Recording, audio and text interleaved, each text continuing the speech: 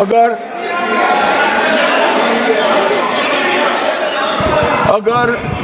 मगर किंतु परंतु इसका उपयोग कर स्पष्ट रूप से महिला आरक्षण का विरोध किया है। और मान्यवर कई जगह पे ऐसा दिखाई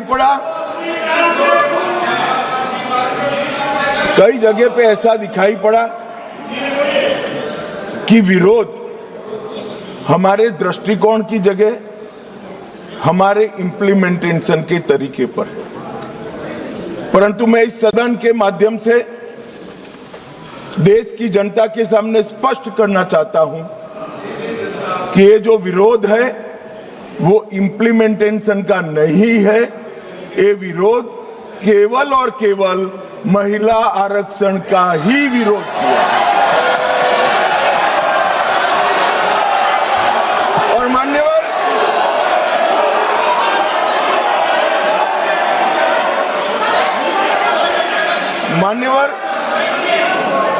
मैं ये बात को जब बोलता हूं तब मेरी जिम्मेदारी बनती है कि इस सदन को इस बात से मैं कन्विंस करूं कि तरीकों का विरोध नहीं है, बिल के तत्व का, महिलाओं के आरक्षण का विरोध है।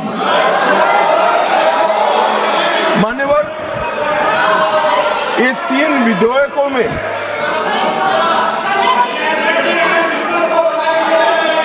धैर्य रखो भैया, धैर्य रखो, अखिलेश जी समझाओ जरा। मान्यवर,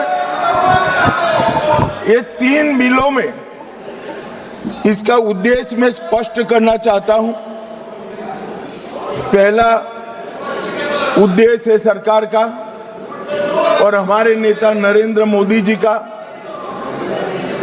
कि महिला सशक्तिकरण करने वाले इस संविधान सुधार को समयबद्ध तरीके से लागू कर 29 का चुनाव महिला आरक्षण के साथ कराया जाए।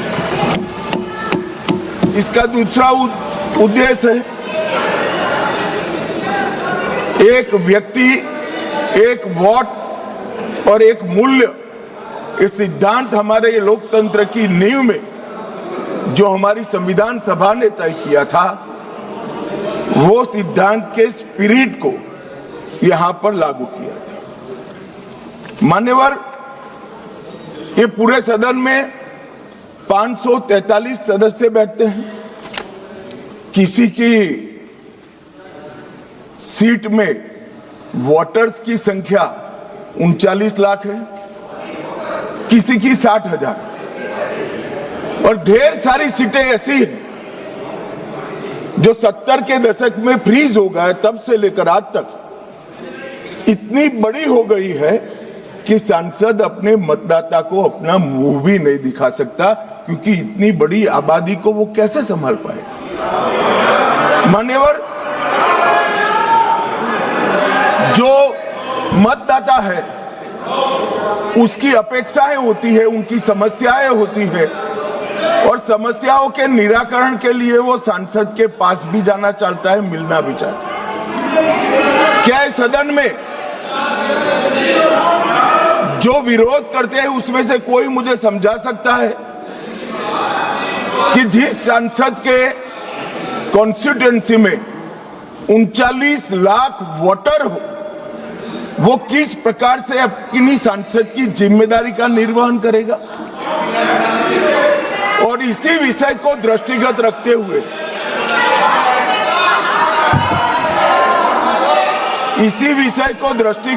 हुए हमारे संविधान में समय समय पर परिसीमन का प्रावधान किया गया है,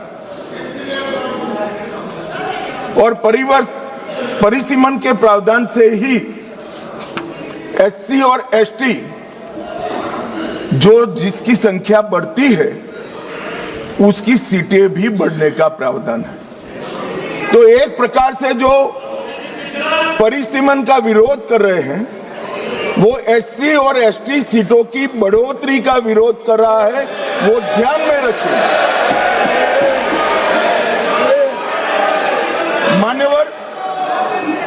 संतुलित, समावेशी और व्यवहारिक लोकतांत्रिक ढांचा ये तैयार करना, इसकी जिम्मेदारी संविधान ने सरकार जो अधिकार में होती है उसको दी।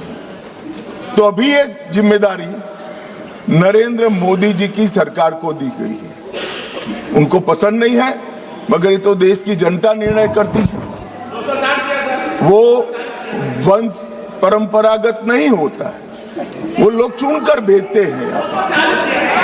संघीय संतुलन बनाने रखना, लोकसभा में जनसंख्या के अनुरूप प्रतिनिधित्व आना और राज्यों की शक्तियों के बीच में भी संतुलन बनाना, ये परिसीमन के उद्देश्य संविधान सभा की चर्चा और हमारे संविधान में परिसीमन का जो जिक्र है उसमें कहे।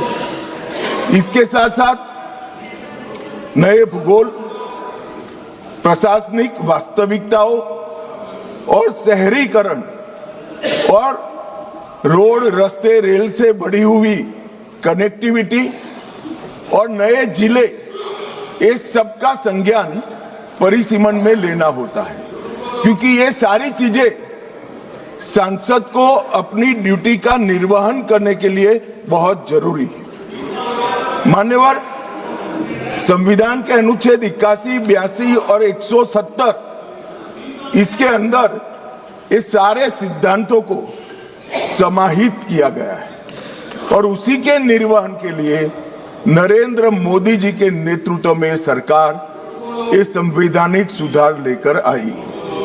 महिला सशक्तिकरण, समान प्रतिनिधित्व और संतुलित संघीय ढांचे का निर्माण करने की जिम्मेदारी के निर्वहन से ही आए। मान्यवर, कई सारे सदस्यों ने अनेक प्रकार की आशंकाएं व्यक्त की। उन्होंने ये कहा कि अभी क्यों लाए, तो मैं ये बताना चाहता हूं कि जो नारी शक्ति वंदन अधिनियम आया उसमें जिक्र है कि 2026 के बाद होने वाली जनगणना के बाद जो परिसीमन होगा उसमें महिलाओं के लिए आरक्षण सुनिश्चित करेगा। अब ये पूछते हैं तो उस वक्त काफी सदस्यों ने पूछा है कि बिल लाते वक्त आपने जिक्र क्यों किया 26 के बाद की जनगणना। मान्यवर, हमने नहीं किया है। 71 में इनकी सरकार थी, इंदिरा जी की सरकार थी, तब इसको फ्रीज कर कर गई थी और वो फ्रीज के कारण हमें इसका जिक्र करना पड़ा। वो फ्रीज की हुई सीटों की संख्या उठाते हैं तभी ये नारी शक्ति वंदन अधिनियम का इम्प्लीमेंटेशन होता है, इसलिए हम लेकर आए। और 71 से अब तक सीटों की संख्या फ्रीज रही और चलते चलते चलते मैं कुछ सीटों का नाम बोलना चाहता हूं। माननीय मलकाजगिरी, तेलंगाना 48 लाख संख्या मतदाताओं की, बेंगलुरु उत्तर 29 लाख संख्या, बेंगलुरु दक्षिण 29 लाख संख्या, गाजियाबाद जहां से कभी रक्षा मंत्री जी भी सांसद रहे 28 लाख संख्या, उत्तर पश्चिम दिल्ली 27 लाख संख्या। 127 सीटें ऐसी है मान्यवर जिसमें 20 लाख से ज्यादा वोट